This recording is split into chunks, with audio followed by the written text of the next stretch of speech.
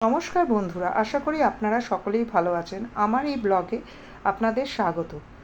ব্রেকফাস্টে কি বানাবেন ভাবছেন? ঝটপট করে এই রেসিপিটা বানিয়ে ফেলা যায় ঘরে রাখা সামান্য উপকরণ দিয়ে। আর খেতেও খুব ভালো হয়। বাচ্চা বড় যাকেই দেবেন সেই অত্যন্ত আনন্দ সহকারে খাবেন। তাহলে দেখা যাক রেসিপিটা কি। একটা কড়াইয়ের মধ্যে আমি 1 টেবিল স্পুন মতো অয়েল এবং 1 টিস্পুন বাটার নিলাম। আর নিয়ে নিলাম কিছু সবজি। সবজির মধ্যে রয়েছে পেঁয়াজ, ক্যাপসিকাম, টমেটো, কুচনো রসুন এবং কুচনো কাঁচা লঙ্কা। এবার বাটারটা গলে গেলে তার মধ্যে দিয়ে দিতে হবে কুচনো রসুন এবং কুচনো কাঁচা লঙ্কা।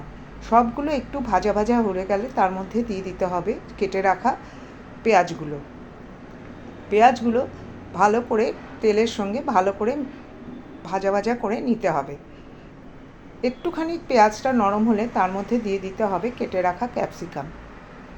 দুটো খুব ভালো করে নেড়ে চেড়ে যখন একটু নরম হয়ে আসবে তখন তার মধ্যে পরিমাণ মতো লবণ দিয়ে দিতে হবে। এবার তার মধ্যে দিয়ে দিতে হবে কেটে রাখা টমেটোগুলো।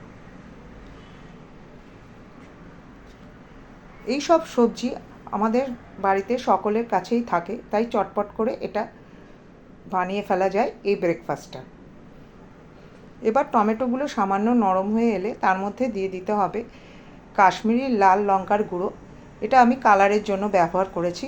তার মধ্যে দিয়ে দিতে হবে 1 চামচ মতো গোলমরিচ এবং 1 চামচ মতো গরম মশলা। সবগুলো ভালো করে নেড়ে চেড়ে সামান্য একটু জল দিয়ে দিতে হবে সবগুলো সবজি নরম হওয়ার জন্য। এইভাবে নেড়ে চেড়ে সবজিটা যখন বেশ নরম হয়ে যাবে এবং কষে যাবে, তার থেকে তেল বেরোতে শুরু করবে, তখন যতজন খাবেন সেই আন্দাজে একটা করে ডিম ফাটিয়ে ওর ওপর দিয়ে দিতে হবে। এখানে আমি ডিমগুলো দিয়েছি কিন্তু ফেটে গেছে। আপনারা একটু সাবধানে করবেন যাতে ডিমগুলো খুব ভালোভাবে থাকে এবং ফেটে না যায়। এবার সেটা আমি ঢাকনি দিয়ে ঢেকে দিলাম কিছুক্ষণের জন্য, ডিমটা উপর থেকে সিদ্ধ হওয়ার জন্য। তারপরে ঢাকনি সরিয়ে তার মধ্যে আমি গ্রেট করে দিলাম প্রসেস চিজ। আপনারা এখানে মজেরিলা চিজ বা অন্য কোনো চিজেরও ইউজ করতে পারেন। তারপরে লাস্টে দিয়ে দিলাম আমি ধনেপাতার কুচি। এবার প্লেটের মধ্যে আমি ডিমটা ওপরে রেখে সুন্দরভাবে সার্ভ করব আর উপর থেকে ছড়িয়ে দেবো ধনেপাতার কুচি। এবার ব্রেডের সাহায্যে এটাকে সার্ভ করব। রেসিপিটা যদি ভালো লাগে লাইক, শেয়ার, সাবস্ক্রাইব অতি অবশ্যই।